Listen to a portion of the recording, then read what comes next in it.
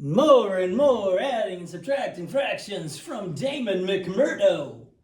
Let's go at 2/3 plus 1/2. We cannot add or subtract fractions unless they have a common denominator. Since the denominators are 3 and 2, that tells me they're not common. They're not the same. They must be the same. Now I ask myself before I even start this, is 2/3 less than or greater than 1/2? It's greater than 1/2. Plus exactly 1/2 tells me we're going to have a mixed or whole number here. We're not going to have just a proper fraction. But I need a common denominator. To do that, I come over here and I find the least common denominator. I can use my multiplication chart. That is an option as well. But I take my two denominators, 3 and 2, and I'm going to list the multiples until I find the first one that shows up in both of them. So I have 3, 6, 2, 4, 3 times 3 is 9, 2 times 3 is 6, and I have a common denominator of 6.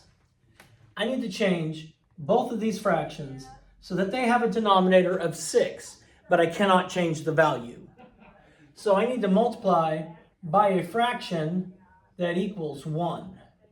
Because if I multiply by 1, it doesn't change the value. It's like trading in $1 for 10 dimes. It's still worth the same, it just shows up differently. I need a fraction that equals 1 has the same numerator as denominator. So I could use 9/9, 10/10, 11/11. There's an infinite number of fractions that equal 1 that I could use. But I want to use a fraction that equals 1 that if I multiply it by 3, it gets me 6. So I know 3 times 2 is 6. I can always come over here and look for my least common denominator. And it has to equal 1, so I make it as 2 over 2, because that fraction equals 1. 3 times 2 is 6, 2 times 2 is 4. So 2/3 and 4/6, the exact same value. 1/2, I need to multiply that so that I can get a fraction that equals 6. 2 times what equals 6? Well, 2 times 3 equals 6. I can come over here and look. 2 times 3 equals 6. So I need to multiply this by 3 over 3. 2 times 3 is 6. 1 times 3 is 3. Always come back and look at our sign. This is where a lot of mistakes are made. This is an addition problem. They have the same denominator, so I can add them together. I have 4/6 plus 3/6, which is going to give me 7/6. What kind of fraction? Improper fraction. So I'm going to break this out. I'm going to decompose 7/6. So I know my answer is going to be more than 1 because it's an improper fraction. So if I take 6/6, that equals 1, plus, what do I have left after I take 6/6 away? I have 1/6 left. So I have 1 and 1/6 if I decompose it like that. Let's look at another one. Now, when I'm doing my math, I prefer not to erase my notes because the notes may come back and help me later. So if I were doing this on my scratch paper, I would leave this up here because I might need 2 and 3 again later.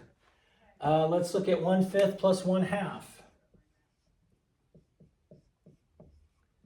I know I can't add these together because they don't have the same denominator. I need to find the least common denominator for 2 and 5. I can look at my multiplication chart, or I can just start listing my multiples. 2, 4, 6, 8, 10, 5, 10, 15. Wait! My least common denominator is 10. I need to make sure both of these have a denominator of 10 without changing the value. So I got to multiply by a fraction that equals 1. And 5 times what is 10? Well, I can come over here. 5 times 2 is 10. So this fraction has to be 2 over 2. Because I need it to be 5 times 2 is 10. 1 times 2 is 2. So 1/5 is equal to 2/10. Now I probably am wise enough to know how many tenths are in 1/2. 1/2 would be 5/10. And if I add those together, I get 7/10. Okay, Can you simplify that, Mr. McMurdo? Well, let's look. To simplify, I want to find my greatest common factor. And I have 7, and I have 10. I find the factors of 7. The only way is 1 times 7. It's the only factors of 7, 1 and 7. The only numbers that divide evenly into 7. 7 has 2 factors, 1 and 7. Therefore, it's a prime number. It only has 2 factors. Prime numbers have exactly 2 factors. 10 has 1 and 10, 2 and 5. 10 is a composite number. It has more than 2 factors. Now I find, what do they have in common? They have a 1 in common, and that's it. If all they have in common is a 1, that means it's in simplest form already. So I cannot make that any simpler with smaller numbers or bigger pieces. Oh, let's look at a subtraction problem. Let's do 3/4 minus 1/3. 3/4 minus 1/3. Again, I cannot subtract these because they don't have the same denominator. Come over here to find my least common denominator for 4 and 3, 8 and 6, 12 and 9, 16 and 12. There is my common denominator, the first one that shows up as a multiple of both of my denominators. So I need to change these so they both have a denominator of 12. I cannot, I repeat, I cannot just move them over. I need to multiply by a fraction that equals 1. I'm changing the way it's written. I'm going to change the way 3/4 is written, but I'm not going to change its value. It's like if I gave one person detention for an hour and I gave another person detention for 60 minutes, they're leaving at the same time. Same value. What do I multiply by 4 to get 12 is 3. If I multiply my denominator by 3, I multiply my numerator by 3. And 3 times 3 is 9. What did I multiply by 3 to get 12 is 4. If I multiply my denominator by 4, I must also multiply my numerator by 4. 1 times 4 is 4. 9/12, I come over here. 9/12 minus 4/12, 9, 8, 7, 6, 5 is 5/12.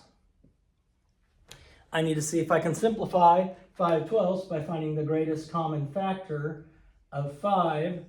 The factors of 5 are 1 and 5. The factors of 12 are 1 and 12, 2 and 6, 3 and 4. The only thing they have in common is 1, so the greatest common factor is 1. And as I said in the last problem, if the greatest common factor is 1, it's already in simplest form, so the answer would be 5/12 for this problem. Let's look at one more subtraction problem. And you should be ready for the test retake for anybody that paid any attention to me, both of you. So I have 5/8 and I'm subtracting 1/2. Now as you get through this, and the more you do it, the quicker you're going to find the common denominators. Because I can look at 8 and 2 and realize that 8 is an even number. So I know 2 is going to be, or 8 is going to be a multiple of 2. So I could change these. 5/8 and 1/2 is equaling to 4/8. I come over here and I get 1/8. I don't need to find the greatest common factor. If the numerator is 1, that fraction is already in simplest form. Boom! Shakalaka. Peace out. God bless. Love you. Do something kind today. Save the bees, please. Be nice to one another.